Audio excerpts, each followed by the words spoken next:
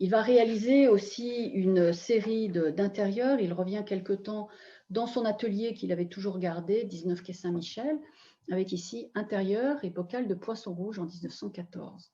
Alors, on rentre dans cet intérieur par un côté tridimensionnel quand même, le dos du fauteuil et l'avancée des avant-bras. On passe au-dessus de ce bol qui contient un liquide verdâtre. Toujours avec de la perspective, on arrive vers ce petit tabouret, cette petite tablette, sur laquelle est posé le bol de poisson rouge et une petite plante. Alors, ce bol de poisson rouge, vous voyez qu'il est à la frontière entre l'intérieur et l'extérieur. Et à lui seul concentre toutes les couleurs de la composition. On a le vert du liquide qu'on vient de voir, le orange-rouge des poissons, évidemment, qui rappelle d'une manière plus atténuée le pot en terre, la rambarde, le coussin ici, le bleu de l'eau, du coussin, du canapé et de la scène que l'on a à droite.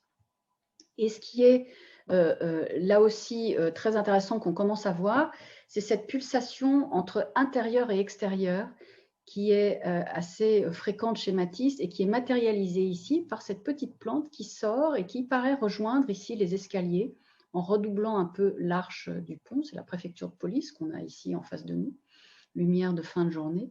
Et vous voyez qu'il paraît rejoindre ici le pont. Donc comme si on pouvait voir à l'extérieur, rejoindre l'extérieur de manière très libre, et pourtant, il nous renvoie à l'intérieur en même temps en ayant opacifié au travers de la rambarde ici avec un bleu opaque. Donc c'est aller-retour sans cesse entre l'intérieur et l'extérieur.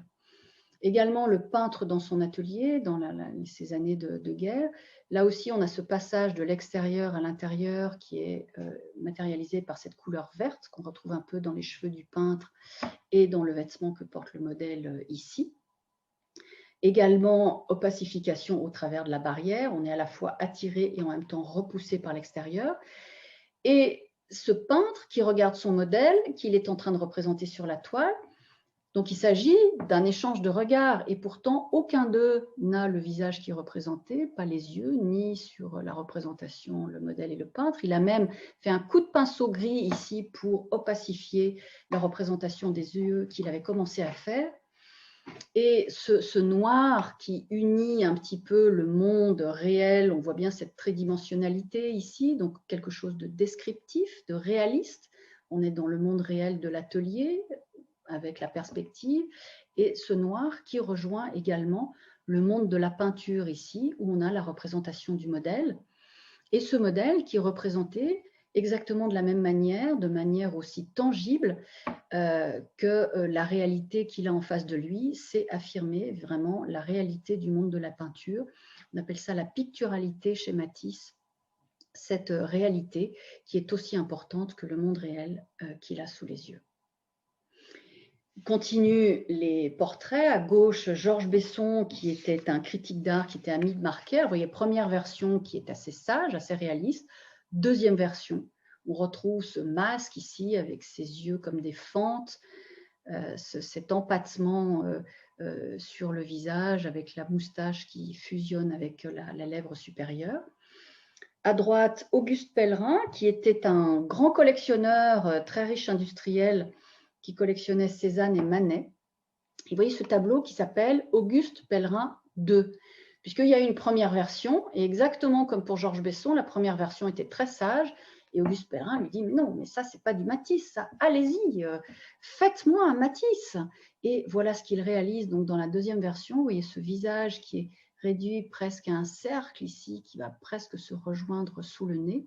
Comme pour Georges Besson à gauche, on a des yeux réduits à des fentes. Ce noir vibrant ici de l'arrière-plan, du costume, ici animé par le petit point rouge de la décoration en écho au rouge de la composition qu'on a derrière.